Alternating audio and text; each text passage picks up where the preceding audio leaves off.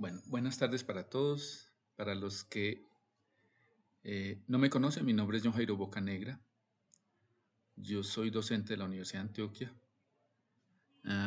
aunque en este caso pues no estoy representando directamente a la Universidad de Antioquia, sino a un proyecto distinto, que es la Academia PreUDA. Y también pues para los que me conocen, pues también soy la misma persona. Vamos a... Espere que... Bueno, constantemente se va a oír ese sonidito pues porque la gente va a querer entrar. Entonces vamos a dar comienzo pues al espacio. Vamos a centrarnos, vamos a darle digamos un vistazo general a los tipos de preguntas en el área de competencia lectora del examen. Mañana van a trabajar el área de razonamiento y el jueves vamos a trabajar las dos áreas para que lo tengan en cuenta. Entonces vamos a echar un vistazo general. También les hago una claridad. Esto va a quedar grabado y se va a subir a YouTube. Yo les voy a compartir el enlace por WhatsApp.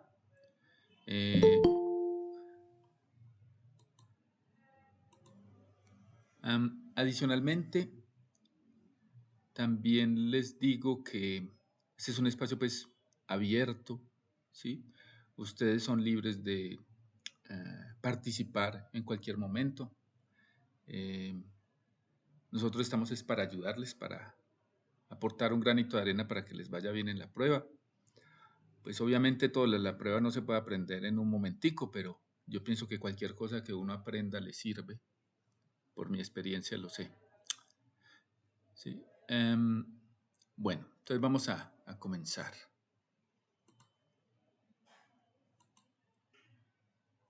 Vamos a ver como diferentes formas en que la universidad pregunta.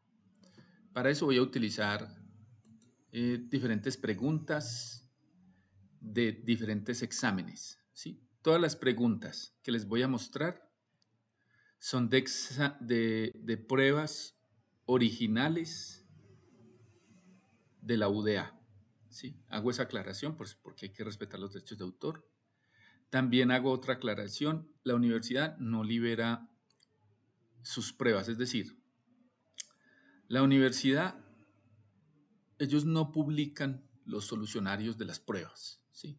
Entonces cualquier solucionario que a ustedes les muestre en cualquier parte es un solucionario que lo ha hecho personas que no hacen parte del examen de admisión, para que lo tengan claro. ¿Sí? Nadie les puede decir que les van a dar esas respuestas porque la universidad no las libera.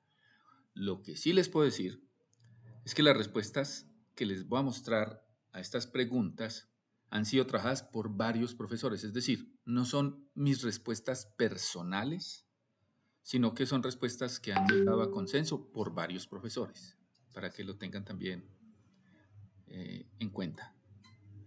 Con respecto a lo de las becas, que me estaba preguntando Estefanía, digamos que eso está en consideración. Puede que hoy se entreguen becas, depende de cómo se mueva la cosa, o puede que se entreguen mañana, o puede que decidamos que se entreguen el jueves, ¿sí? Lo que sí es cierto es que vamos a entregar las becas y vamos a tener en cuenta, pues, la participación de las personas para ello, ¿sí? Para que lo tengan, pues, claro.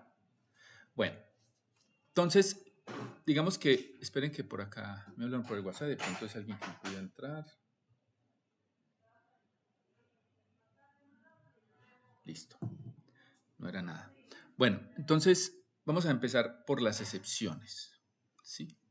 Digamos que una de las estrategias que utiliza el examen, o más bien las personas que diseñan el examen de admisión, es utilizar la excepción, ¿cierto? Se supone que eso en ciertos casos agrega dificultad a la pregunta, porque las personas tendemos a leer lo que nos da la gana, ¿sí? Es decir, como dicen por ahí el refrán, uno ve lo que quiere ver, ¿cierto? Entonces, muchas veces el cerebro, como funciona tomando fotos, él para leer rápido llega y toma una foto de lo que está viendo, a través pues, del sentido de la vista, y manda esa foto a la mente, ¿cierto? Al cerebro, a la parte que controla la visión. Esa parte del cerebro procesa la información y de ahí decide qué fue lo que vio, ¿sí? Por eso es que la gente es capaz de alucinar, es decir, ver cosas que no existen. Porque es como se interprete la información en la mente. Y eso tiene un problemita. ¿Cuál es el problemita? Que muchas veces uno se traga las negaciones, ¿sí?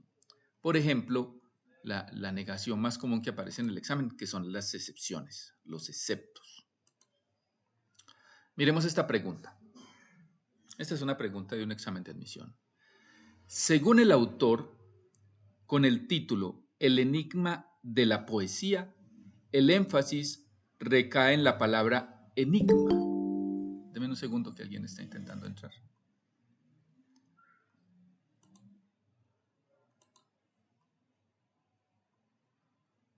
Te repito. Según el autor, con el título El enigma de la poesía, el énfasis recae en la palabra enigma, y por eso los lectores podrían pensar que es lo más importante de la conferencia. Entonces, de ello se deduce que, en todo título es cierto que, excepto. Bueno, entonces, ¿de cuál título estamos hablando? Del enigma de la poesía. Entonces, miren que la pregunta se refiere a ese título.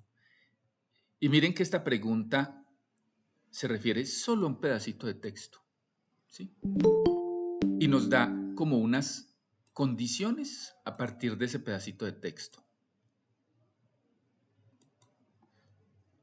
Entonces dice, de ello se deduce que en todo título es cierto que excepto, se deduce, pregunta inferencial, pero dice excepto.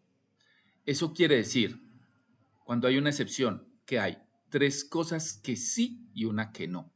En este caso, ¿cuál es la condición? Que se deduce. Es decir, hay tres opciones que se deducen y una que no. Como la pregunta es de excepto, yo tengo que pensar en la que no, ¿sí? El excepto es una negación. Entonces es como si me dijeran, de ello no se deduce que, ¿sí? Y ahí es donde la gente falla, se comen el excepto. Si se comen el excepto, lo que va a pasar es que se van a encontrar tres opciones que se deducen y van a escoger una de ellas. Y eso es un error, porque como es una excepción, yo debo escoger es la que no se deduce, ¿cierto?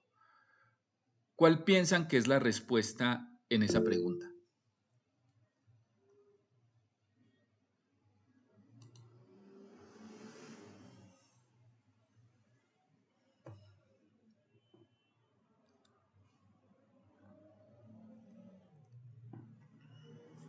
Bueno, veo que al unísono la D. Vamos a ver. Me están diciendo tres cosas que se deducen y una que no. El enigma de la poesía. Y el autor dice que según ese título el énfasis recae en la palabra enigma. Notemos que enigma está antes que poesía. Y me está diciendo, miremos las deducciones. La primera palabra es la más importante. Cuando el autor dice que el énfasis, o sea, la fuerza, si se quiere, la importancia recae en la palabra enigma, está diciendo que la primera palabra en el título es más importante, ¿sí? Entonces uno deduce, bueno, sí puedo decir que que la primera palabra es más importante. Lo que se quiere destacar debe nombrarse primero, también, lo mismo. La primera palabra capta la atención del lector, está diciendo que es más importante, más llamativa, ¿cierto? Entonces miren que hay tres cosas que sí se deducen. ¿Cuál es la que no? La primera palabra siempre engaña al lector. No, porque el autor está diciendo que el énfasis recae en la palabra enigma. Y la palabra enigma está de primera. Es decir, la primera pues es un artículo, pero esa no tiene un peso semántico, no tiene un peso de significado. En cambio, enigma, que es un sustantivo, sí. Y por eso está diciendo, vea, como puse enigma de primero, ustedes pueden pensar que enigma es más importante. ¿Sí? Eso es lo que se puede deducir ahí. Pero me está diciendo, ve, ¿qué no se deduce? Lo que yo no puedo deducir es que la primera palabra siempre engaña al lector. porque si fuera así, las personas no pensarían que enigma es la palabra más importante, ¿sí? Entonces, el excepto es la D. Pero si es claro por qué, o hay alguien que tenga dudas. Si hay alguien que quede con una duda de la explicación, yo lo explico de otra forma, eso no es un problema. ¿O está claro? Hasta ahí estamos claros. Bien, vamos con la siguiente.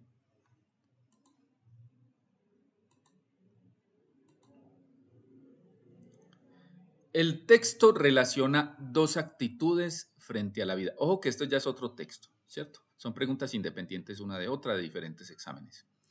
El texto relaciona dos actitudes frente a la vida. En la primera, predomina una fe ciega en el futuro. En la segunda, prima el pesimismo. Prima es que es más importante.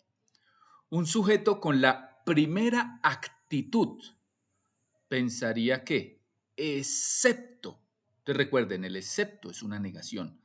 En realidad lo que me están preguntando es lo que no pensaría ese sujeto, ¿sí? Es decir, va a haber tres afirmaciones que sí pensaría ese sujeto y una que no. En este caso hay que tener cuidado con, digamos, con ciertas palabras. Por ejemplo, la palabra actitud, ¿sí? ¿A qué se refiere la palabra actitud?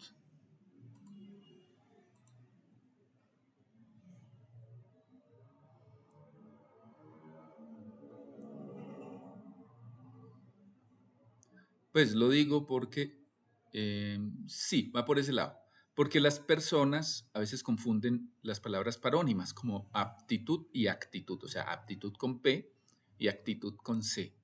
Aptitud con P se refiere a capacidad, habilidad. Y actitud con C viene de actuar, o sea, la forma de ser, la forma en que actúan las personas. Bueno, entonces un sujeto con la primera actitud pensaría que excepto. ¿Cuál es el excepto ahí?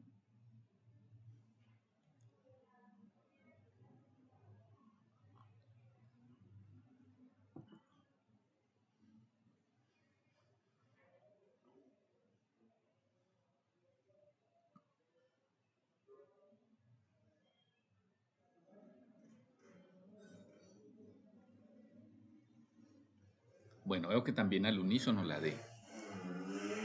Entonces, miren, acá, ¿cuál es la dificultad de este tipo de preguntas? Que yo me coma el excepto. Pero si yo tengo en cuenta el excepto, miren que en realidad se vuelve más fácil, porque va a haber tres opciones como que son parecidas y una que es diferente, ¿sí? Entonces, bueno, también hay otra ventaja de las preguntas con los exceptos, y es que muchas veces en las preguntas yo no me tengo que devolver al texto. Si ustedes se fijan, para responder estas preguntas no hemos tenido que poner el texto, ¿sí? Va a haber otras preguntas en que sí toca hacerlo, ¿sí? Pero en este caso no. Y eso ahorra tiempo. Y en el examen el tiempo es muy importante, muy importante. Entonces veamos. Todo tiempo futuro será mejor. Están diciendo un sujeto con la primera actitud. ¿Y cuál es la primera actitud? En la primera predomina una fe ciega en el futuro. O sea que el futuro es bueno y creo en él. Va a haber tres opciones que indican que el futuro es bueno y que uno debe creer en él y una que no. Todo tiempo futuro será mejor. Ahí está diciendo que el futuro es bueno. La razón permite planificar lo que vendrá. Como lo puedo planificar, estoy diciendo que puedo hacer que sea bueno. O sea que sí. El desarrollo y el progreso hará mejor al ser humano. Hará, está en futuro. Está diciendo que el futuro va a ser bueno. Pero si yo digo que el futuro es transitorio, es decir, que el futuro es pasajero, pues ahí puede que no esté diciendo que el futuro es malo, pero tampoco estoy diciendo que es bueno. ¿Sí? No le estoy dando importancia. Entonces el excepto, la que no me está hablando bien del futuro, así no me hable mal, es el futuro es transitorio. Veamos otro ejemplo.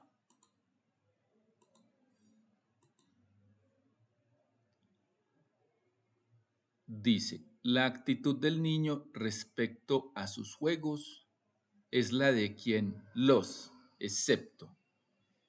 Pero vamos a ver el texto. Este sí necesitamos ver el texto. Es salido de este párrafo, un texto de Freud, dice, ¿no deberíamos buscar ya en el niño las primeras huellas del quehacer poético? La ocupación preferida y más intensa del niño es el juego. ¿Acaso tendríamos derecho a decir todo niño que juega se comporta como un poeta, pues crea un mundo propio, o mejor dicho, inserta las cosas de su mundo en un nuevo orden que le agrada. Además, sería injusto suponer que no toma en serio ese mundo. Al contrario, toma muy en serio su juego, emplea en él grandes cantidades de afecto. Lo opuesto del juego no es la seriedad, sino la realidad efectiva. El niño diferencia muy bien de la realidad su mundo del juego, a pesar de toda su investidura afectiva, y tiende a apuntalar sus objetos y situaciones imaginados en cosas palpables y visibles del mundo real. Solo ese apuntalamiento es el que diferencia aún su jugar del fantasear. Entonces miremos la pregunta. Dice, la actitud del niño respecto a sus juegos es la de quien los, excepto. ¿Cuál sería el excepto ahí?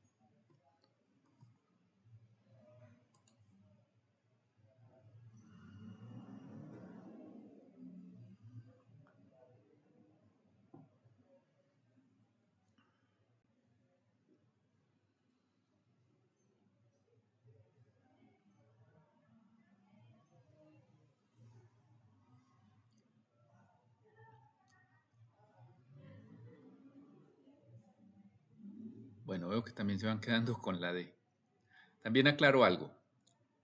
No vayan a pensar que entonces en los exámenes todas las respuestas son la D o algo así. En este caso es algo fortuito. Eh, digamos que la persona o las personas que decidieron diseñar la prueba en este caso, aunque son diferentes pruebas, pues dio la casualidad que la respuesta era la D. Pero no piensen que siempre es la misma respuesta. En este caso sí es la D, ¿sí? ¿Por qué? Porque el texto dice que el niño diferencia muy bien su jugar de la realidad afectiva o efectiva. Entonces, yo no puedo decir que el niño lo confunde con la realidad, ¿sí?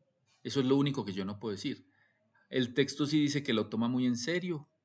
El autor incluso pone una condición adicional y es que invierte en él una gran cantidad de afecto. Diferencia de la realidad, ahí lo dice. Apoya en objetos palpables y visibles del mundo real. Cuando dice apuntala, apuntalar es apoyar. Entonces sí, se apoya en objetos palpables y en la vida real. Lo que yo no puedo decir, ¿sí?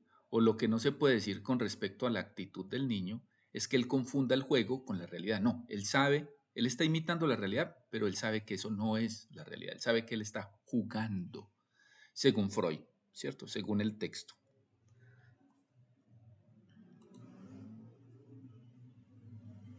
Recuerden, si hay alguna respuesta que no les quede clara, pregunten.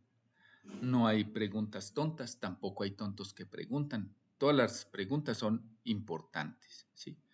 Y en el examen uno no puede hacer preguntas, las preguntas hay que hacerlas antes del examen.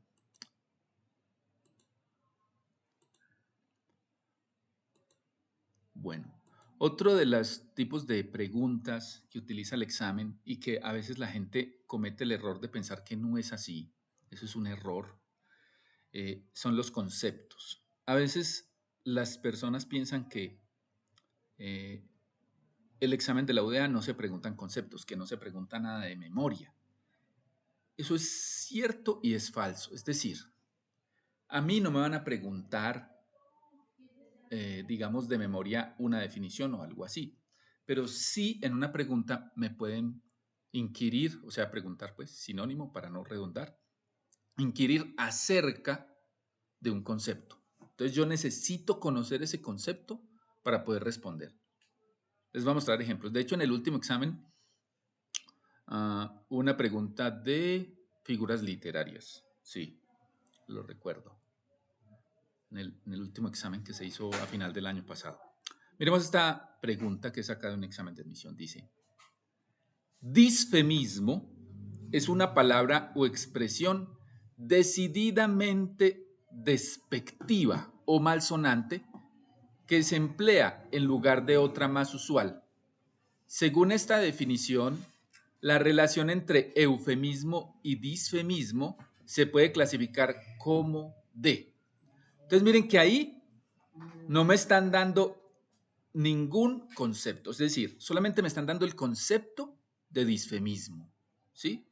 Pero no me están definiendo eufemismo, ni homonimia, ni sinonimia, ni paronimia, ni antonimia. Bueno, en el texto sí hay una definición de lo que es el... esperen a ver, yo si puse el texto acá. No. En el texto sí hay una definición de lo que es eufemismo, ¿sí? El eufemismo sería cuando se utiliza un término, digámoslo así, relativamente positivo para nombrar algo negativo, ¿cierto? Y hay otras definiciones también. Ahora, según esa definición, ¿cuál sería la relación entre eufemismo y disfemismo? Y enseguida les explico los conceptos. Primero quiero ver qué respuesta me dice.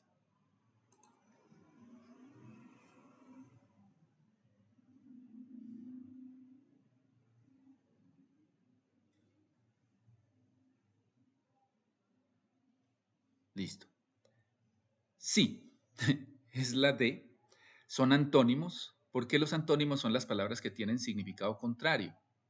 Y el disfemismo es lo contrario del eufemismo, porque el disfemismo es usar una expresión negativa para nombrar algo en lugar de la positiva.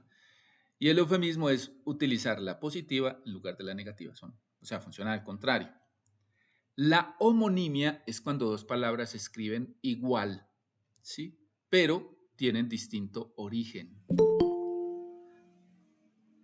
La sinonimia es cuando las palabras tienen el mismo significado. Dos palabras que se escriben distinto tienen el mismo significado. La paronimia son palabras que se escriben parecido, ojo, no igual, porque esas serían homófonas. Las parónimas son las palabras que se escriben parecido, ¿sí? Y suenan parecido, pero su significado es distinto. En este caso, son antónimos. Disfemismo y eufemismo son antónimos. Entonces, ¿cuál es su relación de antonimia? ¿Sí? Tienen significados contrarios. A veces el examen hace preguntitas como esta, donde uno le toca conocer los conceptos. Veamos otro ejemplo. Por la intencionalidad y el contenido del párrafo 4, puede clasificarse como D. Vamos a mirar ese párrafo. Esta, por ejemplo, ¿qué concepto debo manejar yo? Tipos de párrafos. Miren que no me los están definiendo. O sea que a mí me toca conocer los tipos de párrafos para poder clasificar el párrafo. Vamos a leerlo. Hay múltiples ejemplos, desde el atrevimiento de llamar migrantes internos a los desplazados por la violencia, inseguridad alimentaria al hambre y sectores vulnerables, a comunidades en la pobreza, hasta el caso de los grupos armados organizados en los que amanecieron convertidas hace poco en bandas criminales o BACRIM. Hasta al viejo fantasma del razonamiento eléctrico le dieron una nueva identidad. Cortes programados. De la misma manera que las cuotas políticas reemplazaron a las cuasi patrimoniales corbatas. Ni hablar, qué lástima, de los falsos positivos como camuflaje de las ejecuciones extrajudiciales. Listo. Según eso, ¿qué tipo de párrafo es ese? Vamos a ver cómo les va con los conceptos.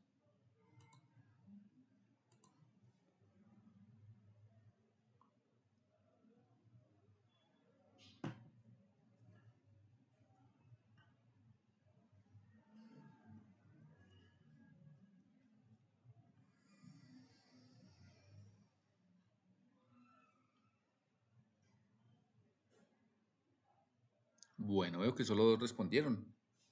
Es muy probable que los demás no manejen, digamos, los conceptos, y es algo normal. Muchas veces eso puede que se lo enseñen a uno en el colegio, pero a uno se le olvida. De hecho, a veces hay que utilizar conocimientos de la primaria, que en muchos casos, para las personas más, entre más lejos esté el conocimiento, pues más lejos en el tiempo, pues más difícil acordarse. Y bueno, esto es algo que les debieron enseñar tal vez en noveno, los tipos de párrafos. Y miren, Los párrafos de descripción hacen obviamente una descripción, es decir, detallan, caracterizan, entonces van a dar una serie de características de algo, ¿sí? Por ejemplo, si estoy describiendo, qué sé yo, un gato, entonces yo puedo decir, es peludo, tiene 4 patas, tiene orejas largas, maulla, etcétera, ¿sí?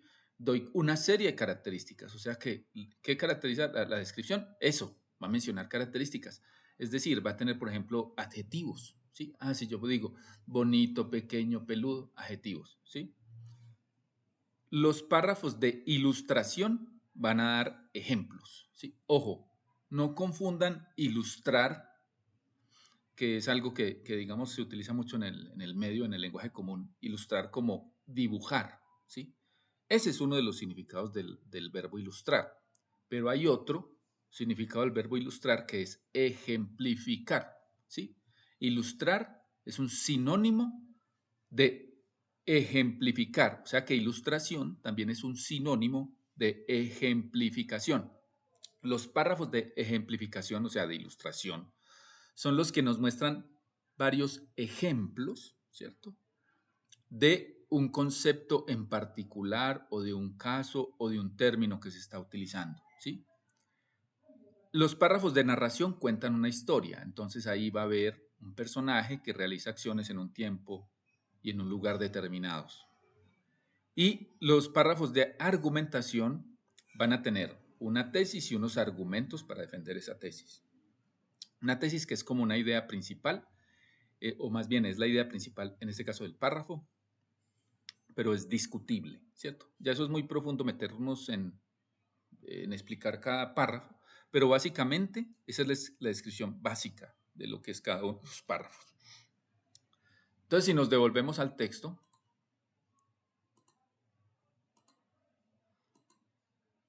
miren cómo dice acá, hay múltiples ejemplos y da una serie de ejemplos de una mala utilización de los eufemismos, ¿sí? Acá, por ejemplo, está diciendo migrantes internos desplazados, o sea, esto es una especie de eufemismo, está diciendo de una forma un poquito más positiva algo muy negativo. Inseguridad alimentaria al hambre. Entonces, en vez de decir, la gente está aguantando hambre, no, hay inseguridad alimentaria. ¿Por qué? Porque es como disfrazando esa realidad fea con algo un poquito más bonito. Eso es lo que quiere decir este párrafo, ¿sí? Y acá están dando ejemplos de puros eufemismos, ¿sí? Del uso de los eufemismos. Y dice, hay múltiples ejemplos. O sea, me está diciendo, el párrafo literalmente me está diciendo que es un párrafo de ejemplos. Es decir, es un párrafo de ilustración, ¿sí? No es de descripción porque, por ejemplo, si fuera descripción, entonces describiría cada uno de esos hechos o un hecho en particular. Y en este caso no. Está dando es ejemplos. No es narración porque no hay un personaje que realiza acciones, no hay una tesis que discutir o que argumentar. Es de ilustración. Se dan unos ejemplos de la utilización de los eufemismos. ¿Ya? Si es claro o hay alguna duda. Listo. Vamos con otro.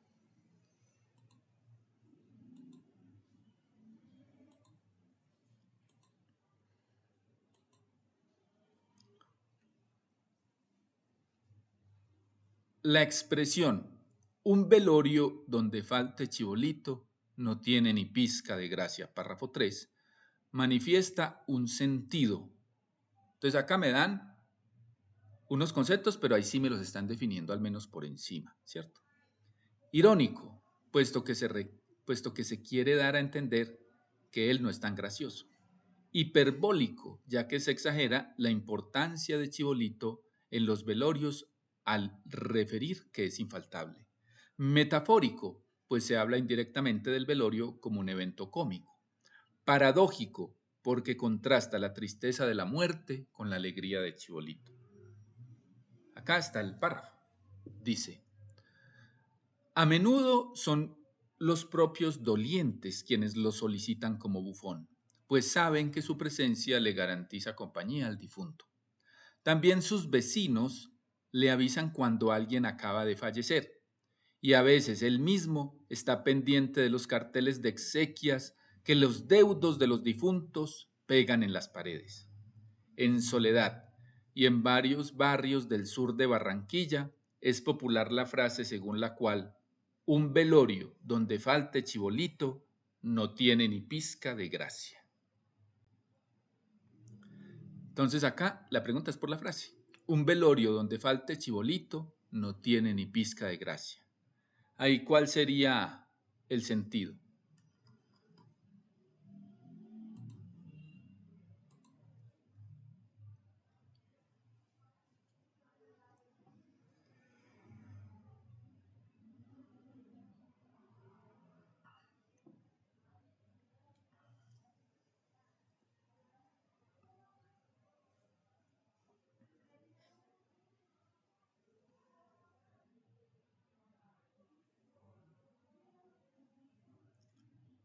Bueno, veo que nuevamente están con la D. En este caso sí me sorprende un poquito que todos le hayan dado a la D, porque la explicación de cada uno de los términos es bastante exigua, pues es muy escueta, es muy corta.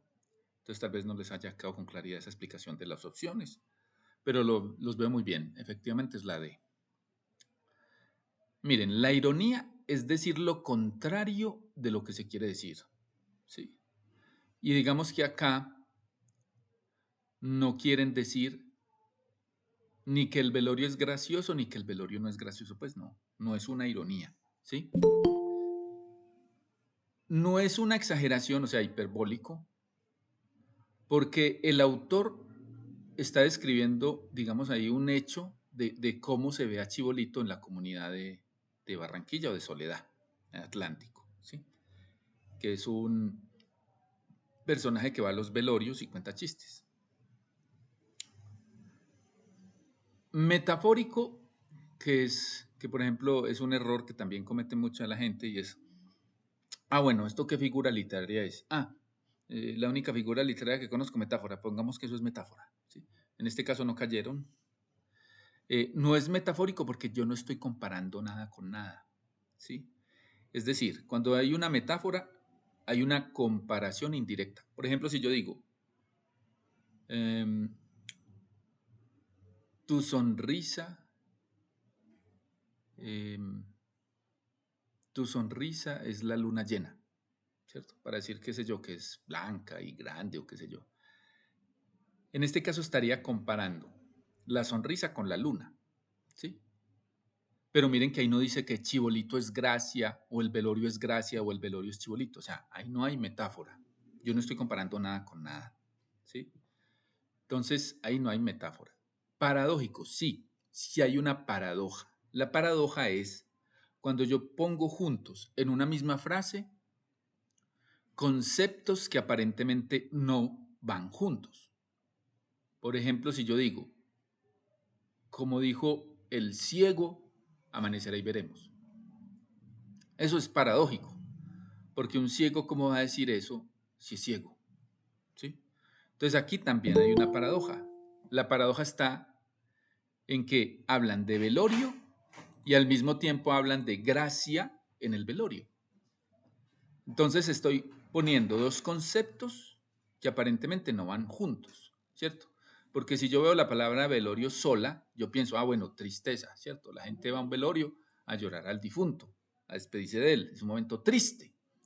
Entonces, ¿cómo así que gracia en un velorio? ¿Cierto? Y ahí está la paradoja. La paradoja está en que en un velorio, que es un supuesto momento de tristeza, haya un momento de chistes y para reír. ¿Sí?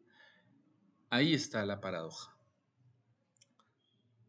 Entonces, efectivamente, ahí es paradójico. ¿Sí? Como ven, acá se necesitaban los conceptos de las figuras literarias. En este caso, todas esas son figuras de pensamiento. Bueno,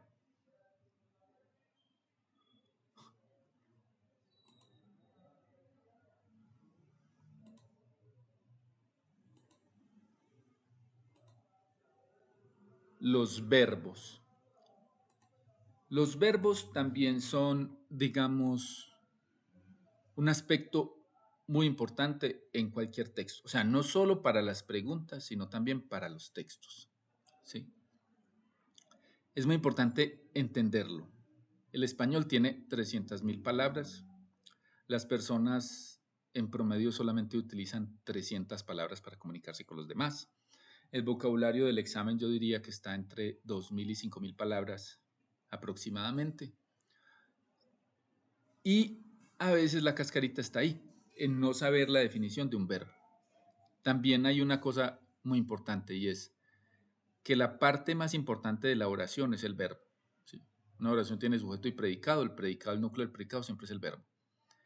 En nuestro idioma el verbo es demasiado importante. ¿Sí?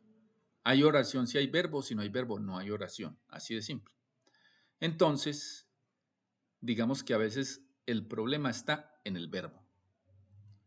O el meollo de la pregunta está en el verbo. Por ejemplo, cuando el autor dice en el primer párrafo, esto último se refiere al. Entonces, en este caso, el verbo es referir. Cuando me dicen se refiere, yo debo entender qué tipo de pregunta es. A partir de ese verbo, yo debo entenderlo, ¿cierto? Y cuando yo digo refiere, cuando en el texto aparece como refiere, son preguntas literales. Es decir, que lo que yo voy a buscar está en el texto. O si acaso, está parafraseado. Es decir, es válido o que esté la palabra tal cual, es decir, que esas opciones estén tal cual ahí, o que haya una paráfrasis, ¿sí? Que haya que se utilicen sinónimos. Miremos el texto. Entonces recuerden que nos estamos refiriendo a esto último. La verdad es que no tengo ninguna revelación que ofrecer. He pasado la vida leyendo, analizando, escribiendo o intentándolo y disfrutando. He descubierto que esto último es lo más importante. Embebido en la poesía, he llegado a una conclusión final sobre el asunto. Y bueno, y el texto continúa, pero ya, ahí ya está el pedacito que necesitamos. Entonces, ¿a qué se refiere esto último?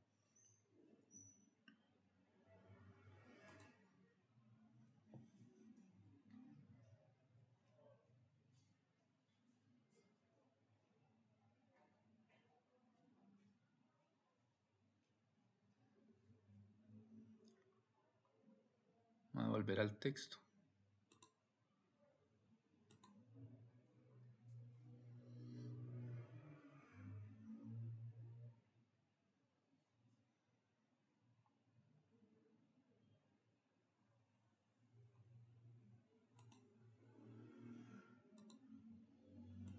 ¿Cuál creen que es la respuesta?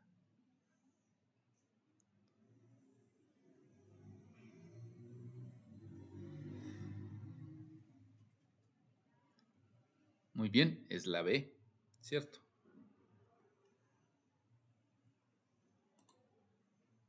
Miremos.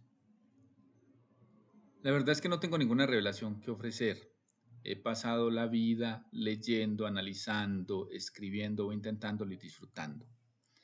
He descubierto que esto último es lo más importante, embebido en la poesía. Entonces ahí yo, de esa partecita de embebido en la poesía, yo puedo inferir, aunque en este caso se refiere a algo literal, yo puedo decir, ah, bueno, entonces cuando dice disfrutando, de lo que está disfrutando es de la poesía, porque está embebido en ella, es decir, está metido en ella, absorbido por ella.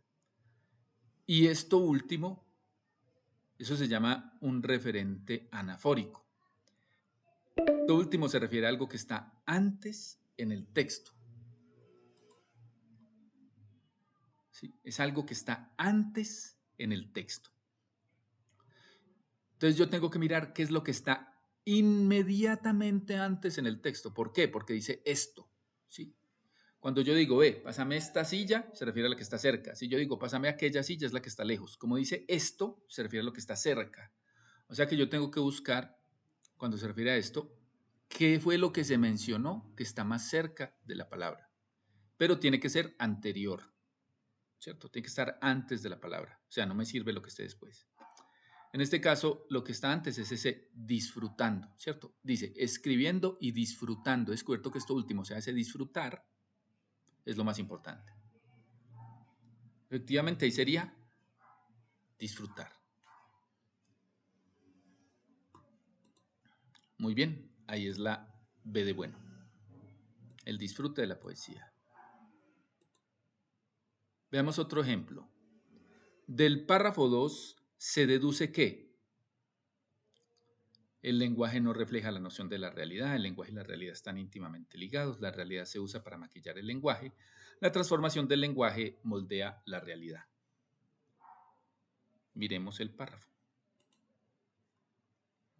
Dicen los entendidos que el lenguaje determina y moldea nuestras nociones de la realidad y que en esa medida, al transformarlo, actuamos sobre ella.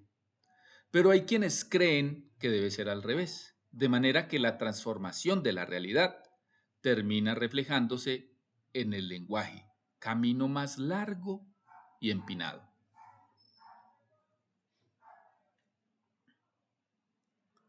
Según eso, ¿cuál sería la respuesta ahí?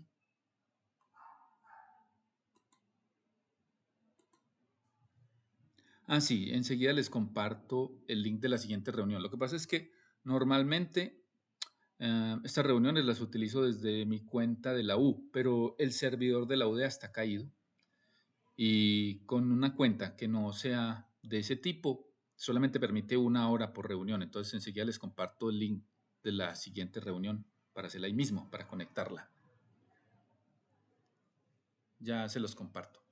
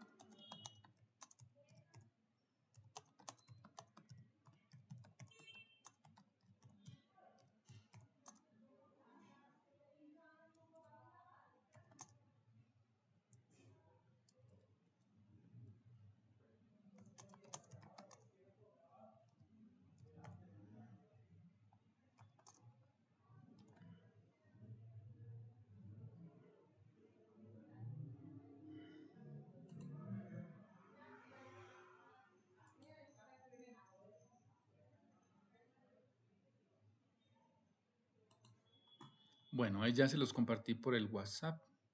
Voy a ver si me lo deja compartir por acá porque a veces también molesta esta cosa. Listo.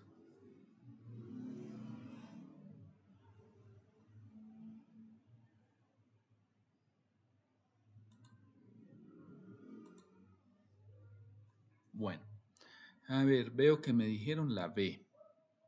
Vamos a ver. Entonces, miren, acá hay algo importante. Miren que ya cuando dice del párrafo 2, dime.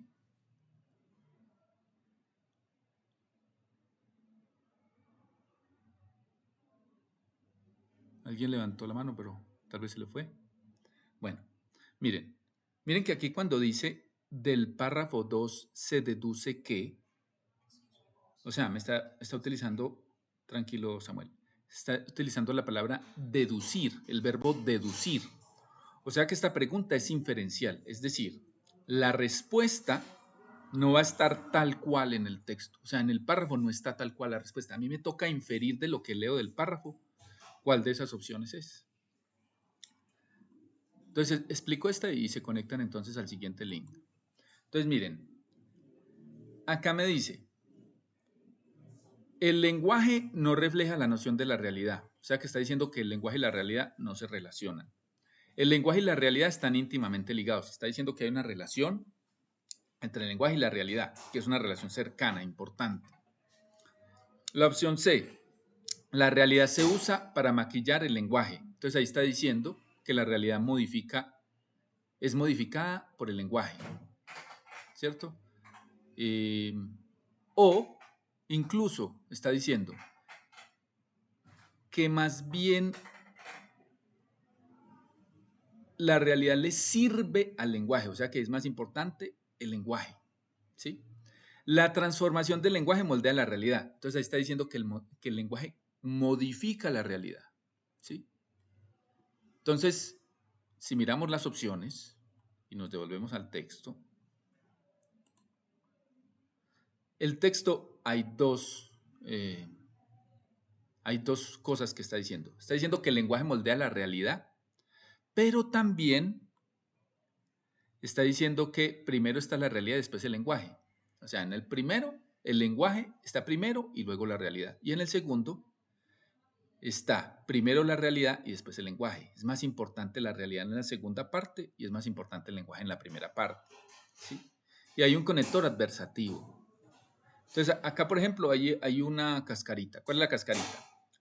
La cascarita está en ese pero, porque se supone que después de un conector adversativo, pero, empero, no obstante, sin embargo, esos son conectores adversativos.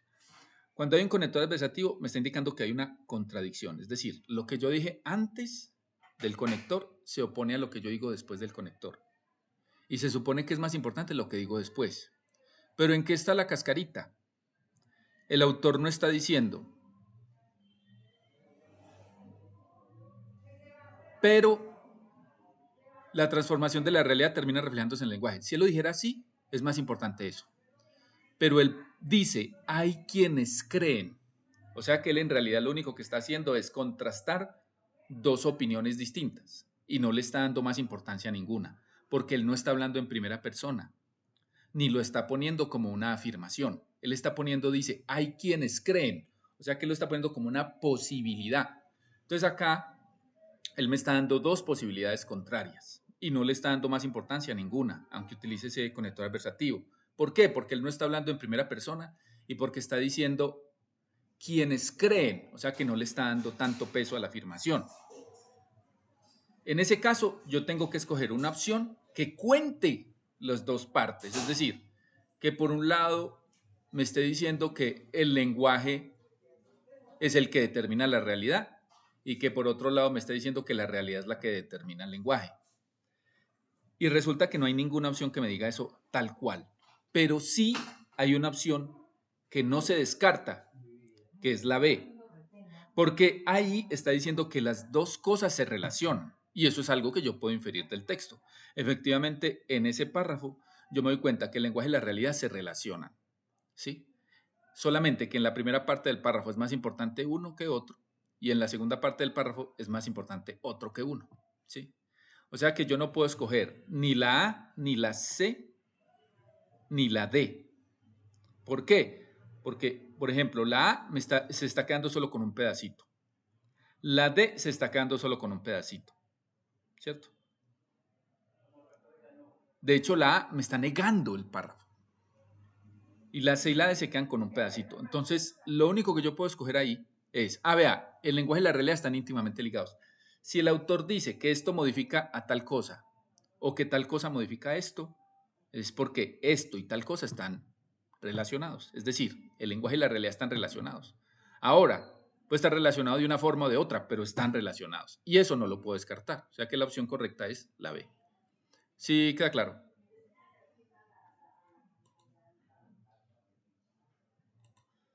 Sí está claro o no. Dime, Estefanía.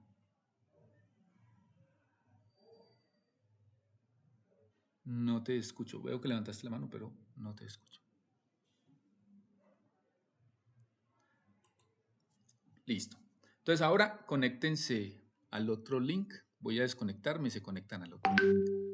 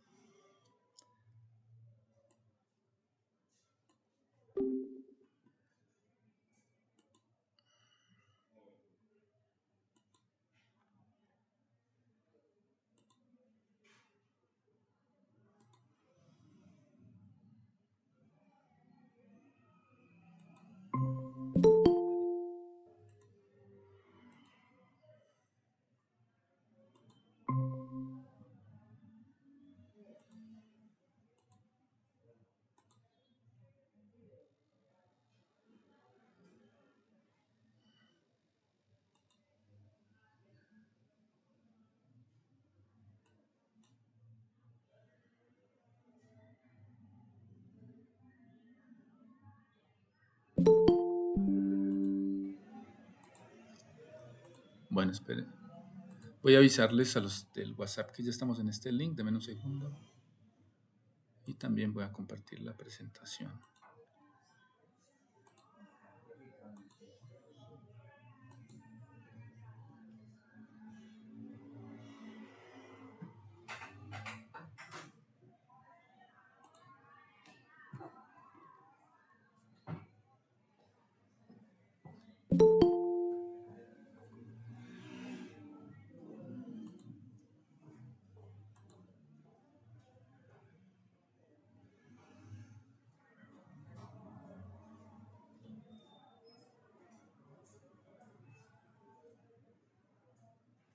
Listo. Entonces vamos a continuar. Entonces, como ven, si, por ejemplo, la pregunta me dice, se infiere, se indica, se señala, menciona, alude, la pregunta es literal, ¿cierto? O sea que yo tengo que buscar en el texto dónde está mencionado eso, o al menos parafraseado, es decir, con sinónimos. Si en cambio me dice, se deduce, se infiere, se colige, se interpreta, ¿sí? Ahí ya me está indicando, ahí ya lo que me está diciendo es que yo tengo que inferir, o sea, que no está tal cual en el texto, sino que me toca, a partir de lo que lea en el texto, sacar una conclusión. Ah, bueno, claro, Daniel, mira. Porque en el párrafo lo relacionan, es decir,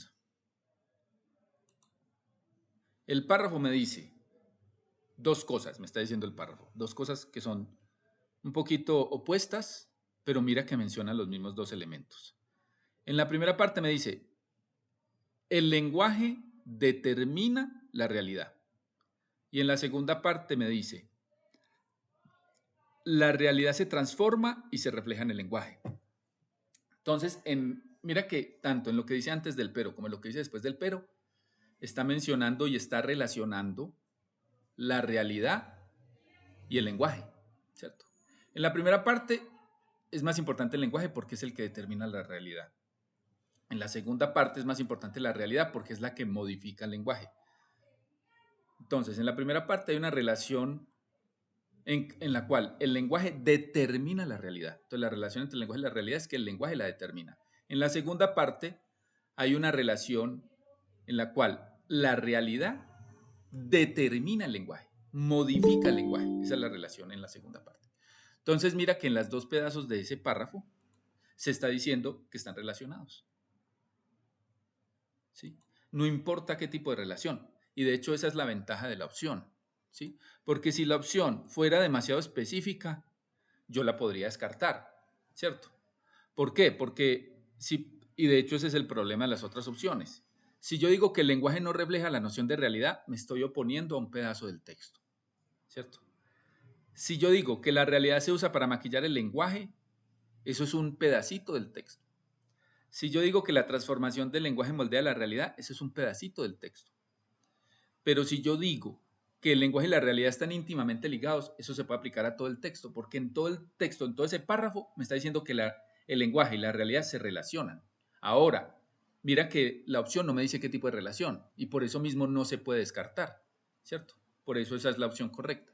¿Sí es claro?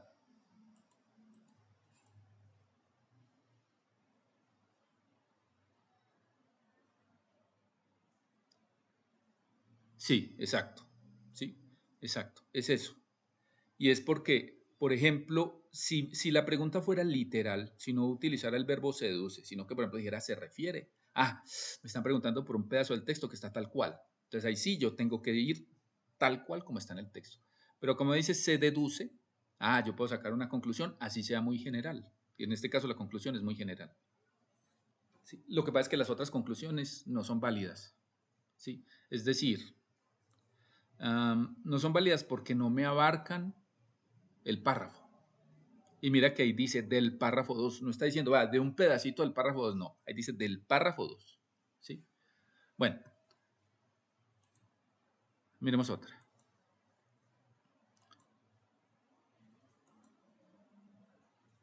Otro aspecto importante en el examen a veces son las condiciones que nos ponen las preguntas. ¿Sí? A veces las preguntas están condicionadas. Dice, se sacrifica la elocuencia y el sentido. Párrafo 7. Es una afirmación que hace. Entonces ahí ya me pusieron una condición. De hecho me pusieron dos. Primero, que es en el párrafo 7. O sea que yo tengo que ir al párrafo 7. La otra condición es que es una persona o un personaje quien lo dice. ¿Cierto? Y eso se ve reflejado en las opciones. Por eso hay nombres en las opciones. Yo tengo que mirar el párrafo. Dice, años de segregación activa, racismo, clasismo, sexismo y homofobia por parte del establecimiento político y religioso del país han hecho que, desde una perspectiva wittgensteiniana, hablamos como pensamos, la izquierda bien pensante haya decidido emprender esta cruzada, explica Santiago Rivas, presentador del programa de televisión Los Puros Criollos, quien ha estudiado este fenómeno por su cuenta. Para él, de esta manera se sacrifica la elocuencia y el sentido en pro de la forma. Muchas de esas poblaciones vulnerables, los líderes y las lideresas de los procesos a viabilizar, son los mismos que exigen del establecimiento este lenguaje cargado de eufemismos y posturas políticamente correctas, que terminan por afectar la posibilidad de comunicarnos entre nosotros, añade Rivas. Y esto que está al final es la referencia del texto, dice, tomado de Arango Federico, las cosas ya no se llaman por su nombre, publicado en El Tiempo. Según eso, ¿cuál sería? Esperen que en este caso está acá. ¿Cuál sería la respuesta ahí?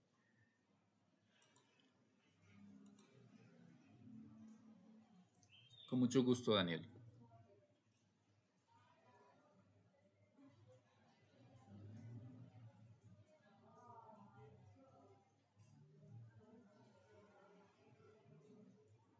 Claro.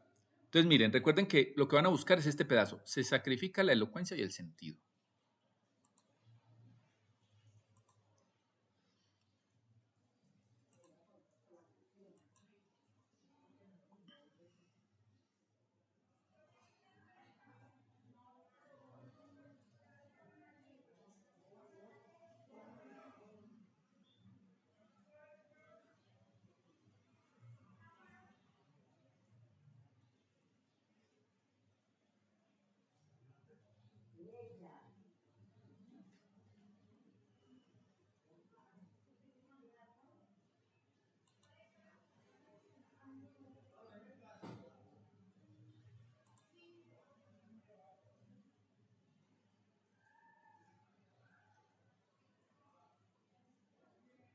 Bueno, entonces miren, acá hay dos cascaritas.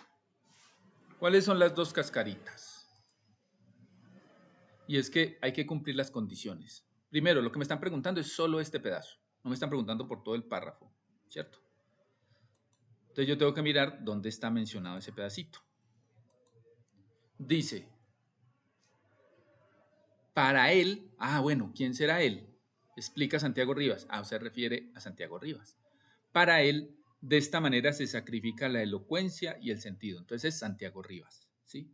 Si no hubiera dicho para él, ¿cierto? Porque miren que lo otro que dice Santiago Rivas está entre comillas. Si no hubiera dicho para él, sino que dijera, sin ese para él, sino que dijera, de esta manera se sacrifica la elocuencia y el sentido, sin comillas, pero sin el pedazo de para él, ahí sería Federico Arango, ¿sí? Ahí sería Federico Arango, ¿sí? Por ejemplo, ¿quién fue el que dijo, quién ha estudiado este fenómeno por su cuenta? El que lo dijo fue Federico Arango. Pero ¿quién fue el que dijo muchas de esas poblaciones vulnerables? Ese fue Santiago Rivas. ¿Sí? Lo mismo, acá como dice para él. Entonces, ¿quién dijo que se sacrifica la elocuencia del sentido? Santiago Rivas. ¿Por qué? Porque el autor dijo que era para él, o sea, para Santiago Rivas. ¿Sí? La otra cascarita está en lo que dice en esto de la perspectiva wittgensteiniana, ¿cierto? Entonces alguien puede escoger, bueno, se refiere a Wittgenstein. Pero en este caso se refiere simplemente a lo que está ahí. Dice, para él. ¿Y quién es él? Santiago Rivas. ¿Sí? Entonces ahí es Santiago Rivas. Ahí no es algo que haya dicho el autor, porque si fuera dicho por el autor, no pondría para él. ¿Sí? Esa es la cascarita. Pero ¿sí quedó claro o no? Listo. Vamos con la siguiente.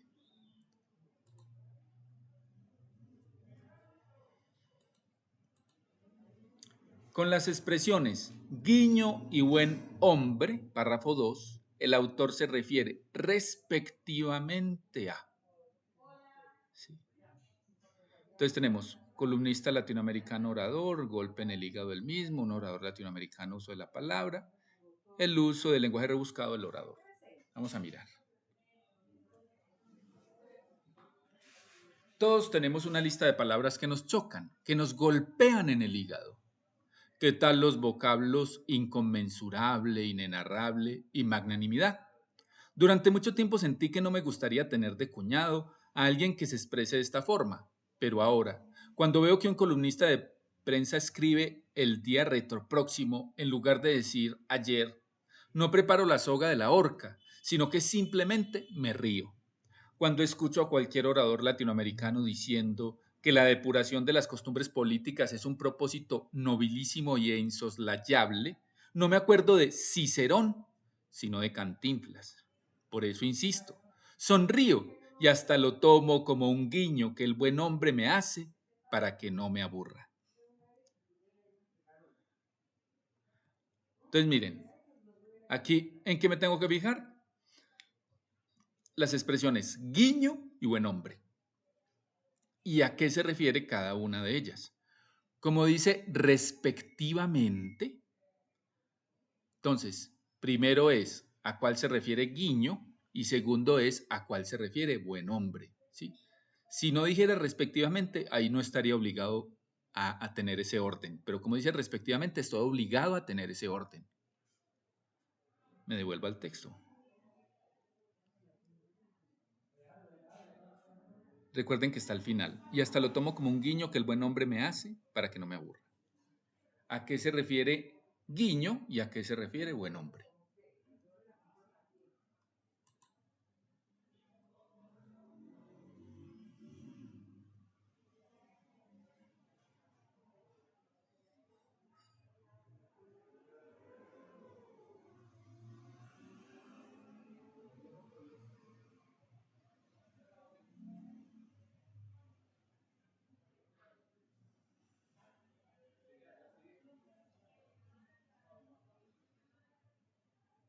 Bueno, me devuelvo a las opciones.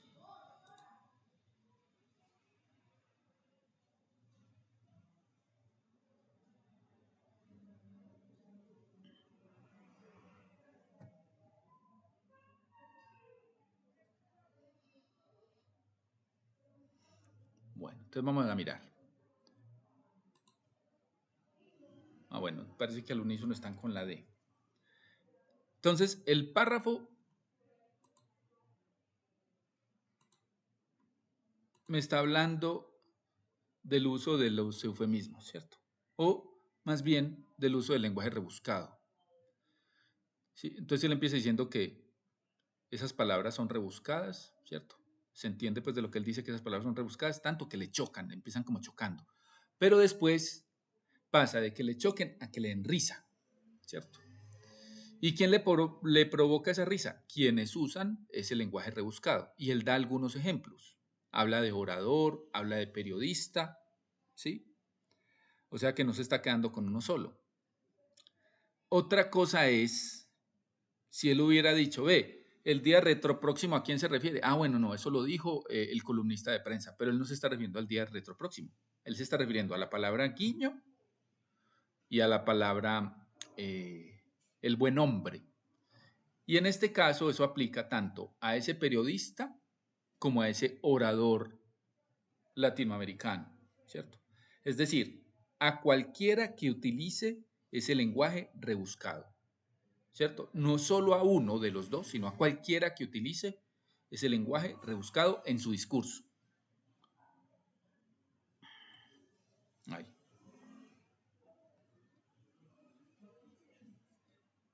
¿Y quién lo usa? Entonces, si yo digo, un columnista latinoamericano, el orador, se refiere como a la misma persona, ¿cierto?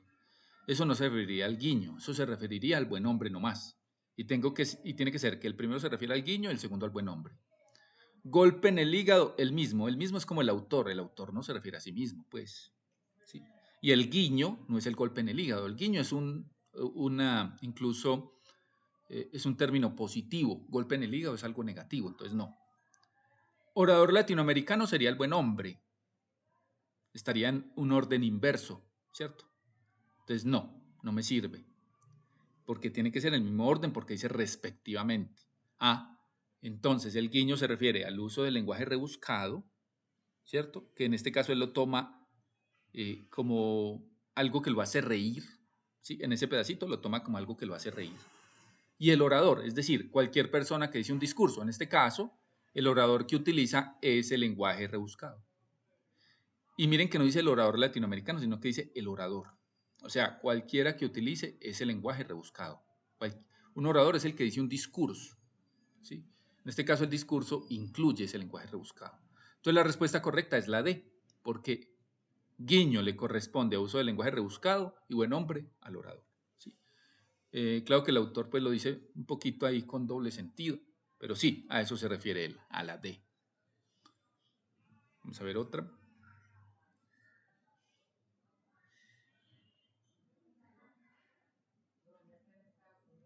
La precisión semántica. Cuando hablamos de precisión semántica hay que tener muy claros los significados de las palabras y cuál palabra se debe utilizar en un caso y cuál palabra no se debe utilizar en ese caso, ¿sí? Ahí digamos que el vocabulario se vuelve algo muy importante, ¿sí? Y no saber palabras por saberlas, sino saber aplicarlas, saber dónde se utilizan, saber cuándo se utilizan, ¿sí?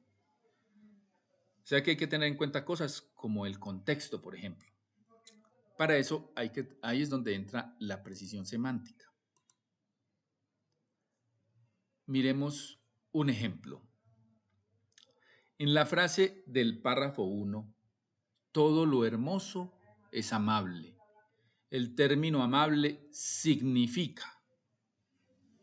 ¿Qué significa amable? Entonces vamos a mirar el párrafo. Hízome el cielo, según vosotros decís, hermosa, y de tal manera que, sin ser poderosos a otra cosa, a que me améis os mueve mi hermosura. Y por el amor que me mostráis, decís y aún queréis, que esté yo obligada a amaros. Yo conozco, con el natural entendimiento que Dios me ha dado, que todo lo hermoso es amable, mas no alcanzo que, por razón de ser amado, esté obligado lo que es amado por hermoso a amar a quien le ama. Este es un fragmento de El Quijote de Miguel de Cervantes Saavedra.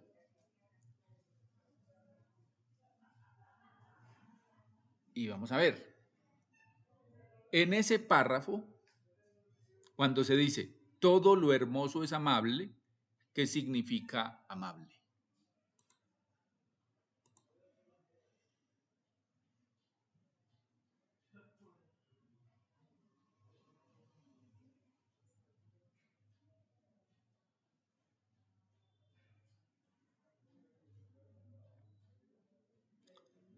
Entonces miren, si uno no hubiera visto el texto, sino que uno simplemente lee todo lo hermoso es amable, uno fácilmente puede pensar, se refiere a que es gentil, a que es buena gente, a que es cordial, ¿sí?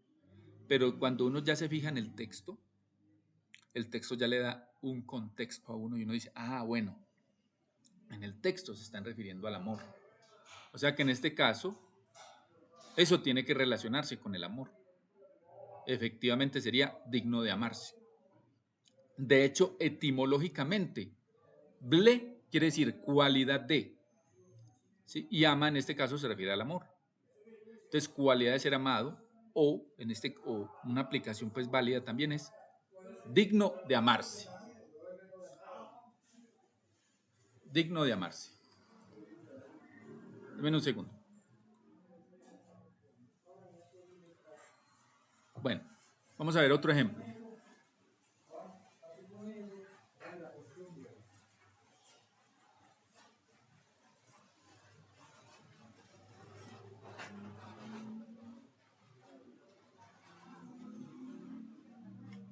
El término esparcidos significa en el texto. Entonces, primero, vuelvo y les digo, una cosa es si yo lo leo así directamente, ¿cierto? Y otra cosa es lo que diga el texto. Entonces, en este tipo de preguntas, es necesario, ¿sí? Es una condición sine qua non, es decir, es una condición sin la cual yo no puedo responder. Miremos el texto, dice, en el prospectus que anunciaba en octubre de 1750 la publicación de la enciclopedia, Diderot definía así la finalidad de la obra. El objetivo de una enciclopedia es reunir los conocimientos esparcidos sobre la superficie de la Tierra, exponer su sistema general a los hombres con quienes vivimos, a fin de que nuestros descendientes, haciéndose más instruidos, sean asimismo más virtuosos y más felices. Entonces, el término esparcidos significa en el texto. Voy a volver a poner el texto.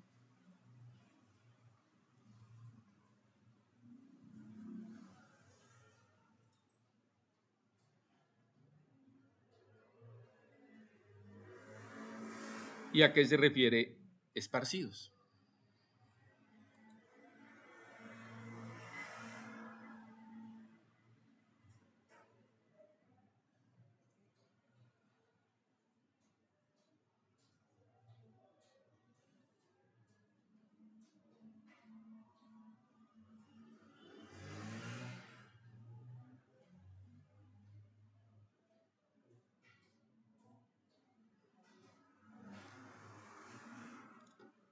Bueno, entonces miren, aquí hay que tener muy claro lo que quiere decir cada verbo de eso, ¿cierto?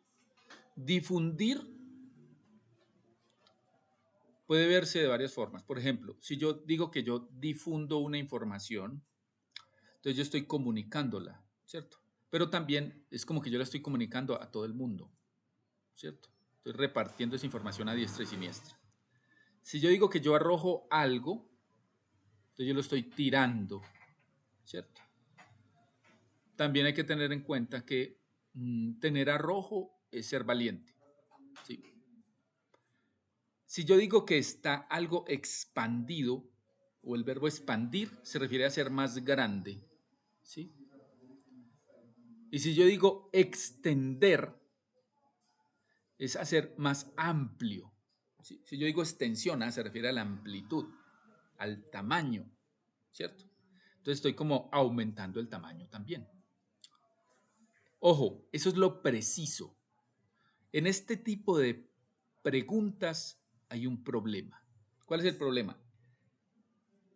Que yo, y esa es una de las cosas bellas, pero también difíciles del lenguaje, yo a las palabras le doy mi propio significado. Es decir, yo parto de un significado general que más o menos conozco, pero en mi mente yo voy a utilizar esta palabra en tal momento, ¿cierto? Por ejemplo, si yo digo, yo pues, esto es muy típico, voy a coger un bus, ¿cierto? La gente dice, voy a coger un bus. Pero si yo fuera preciso semánticamente, ¿cuál es el verbo que debería utilizar en vez de coger? Vamos a ver si alguien me lo dice. En vez de decir, voy a coger un bus. Y ojo, no pueden agregar palabras. No pueden agregar palabras. Bueno, utilizar un bus. Bueno, vamos a ver. ¿Qué otra opción me dicen? Ahí estás utilizando más de una palabra. Y lo que le estoy diciendo es, voy a reemplazar la palabra coger por una sola palabra. Esa es la condición. Vamos a ver si alguien le pega.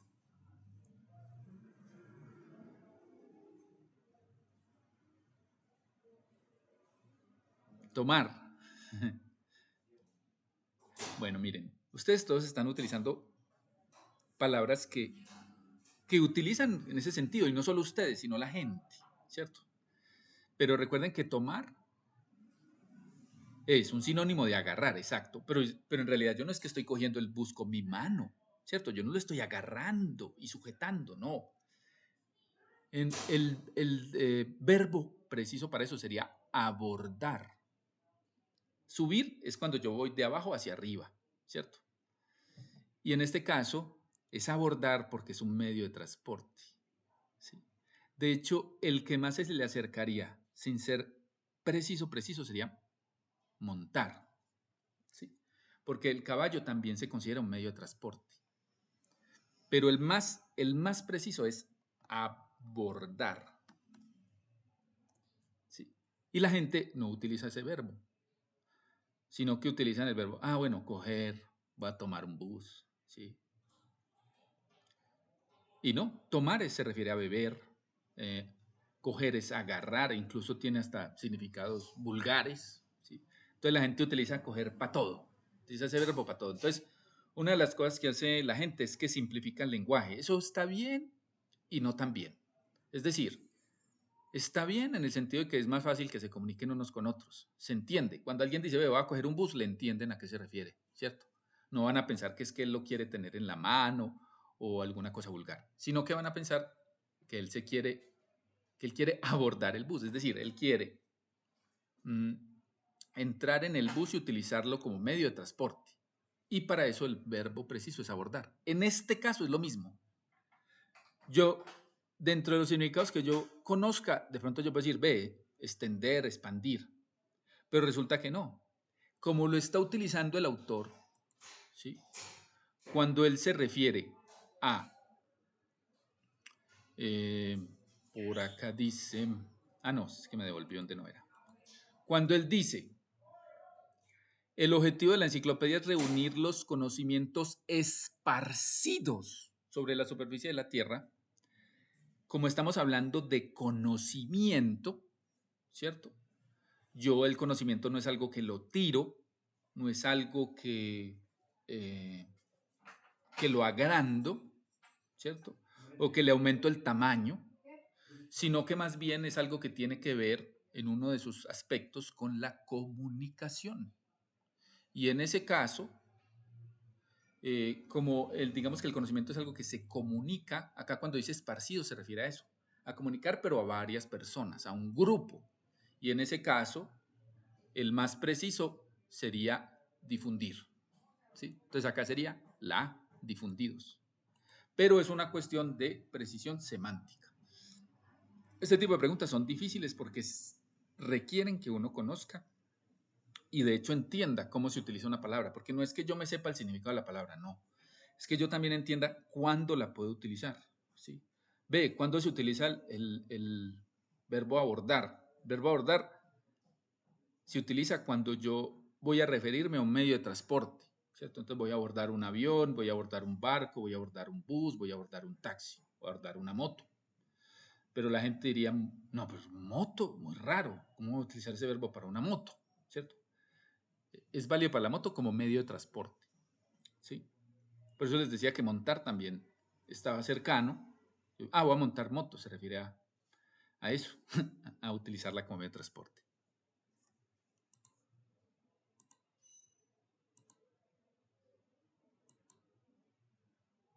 Bueno, esos eran los que les tenía para hoy. No sé si tengan alguna pregunta. Digamos que hoy no se va a hacer la entrega de becas. Por ahora decimos que hoy no. Am, también porque pues preferíamos que se hubiera utilizado un solo link, pero la plataforma de la U está caída. Cosas del principio de año, los gajes del principio de año. Mucha gente que está en vacaciones, entonces las cosas se caen. No sé si tengan alguna pregunta.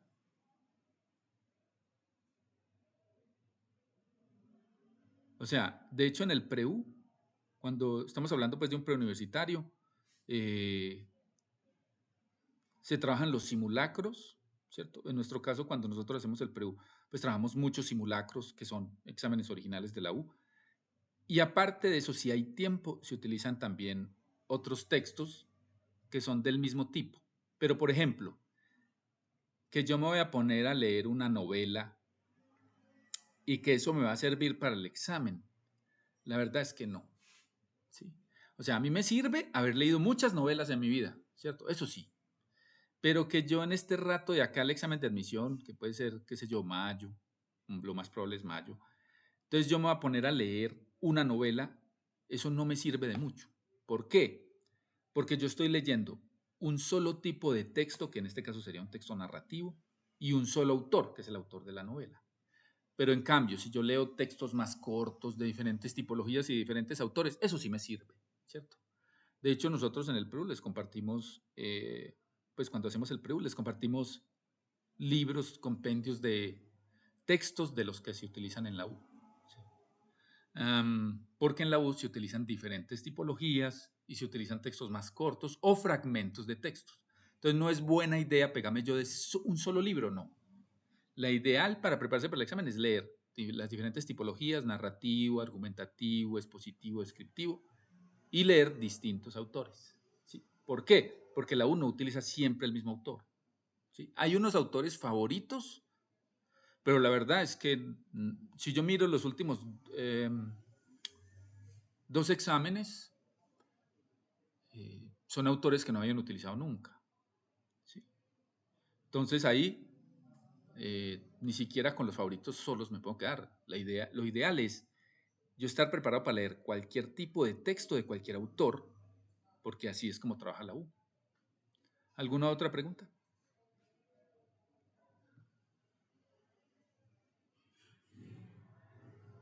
Bueno, el último no me pareció tan fácil. La verdad es que el último está un poquito más difícil que el anterior a ese. Sí, ya analizándolo a fondo. El anterior a ese estuvo un poquito más fácil. Porque eran unos textos narrativos, pero el último sí estuvo un poquito más fregado, se metió con textos argumentativos que mezclaba, bueno, o más bien, textos que mezclaban la narración y la argumentación, un poquito más complejo. Lo que sí han hecho es quitarle, ¿cómo diría yo? Formalidad, tal vez. Ha utilizado textos menos formales, es lo que yo diría. Que eso sí es una diferencia. Y lo hacen, eh, creo que la U quiere llenar cupos. Eso es una ventaja y una desventaja. La ventaja es que eso hace que más personas puedan responder bien las preguntas. La desventaja es que eso aumenta el puntaje de corte mucho, ¿sí? Porque al ser más fácil el examen, para determinar quiénes pasan a cierta carrera, pues eso sube el puntaje, ¿cierto? Aunque hay carreras que es muy fácil pasar, pero hay otras que es muy difícil, ¿cierto? Comunicación, medicina, derecho, son más difíciles. Hay otras que son más fáciles de pasar, pero entonces ahí eso se vuelve un punto álgido, ¿cierto? Cuando se facilita el examen, al mismo tiempo se vuelve más complicado. ¿Por qué? Porque entonces yo ya tengo que responder casi que perfecto, casi que todas las respuestas bien. Y va a haber unas preguntas que, así el texto sea fácil, va a haber unas preguntas difíciles. ¿Alguna otra pregunta?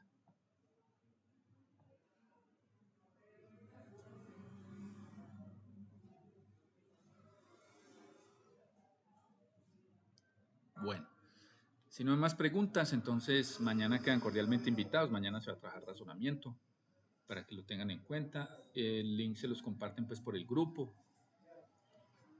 Nuevamente bienvenidos, espero que esto les haya servido de algo.